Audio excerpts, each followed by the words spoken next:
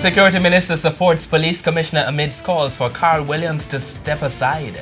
Good evening and welcome to Primetime News on air and online at onespotmedia.com. I'm Archibald Gordon.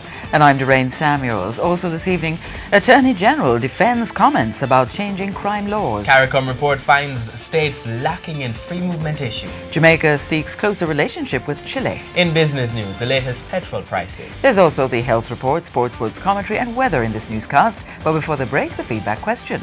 The Attorney General has indicated that tough new legislation which may infringe on certain civil rights could be coming to help fight crime. What's your reaction to that pronouncement?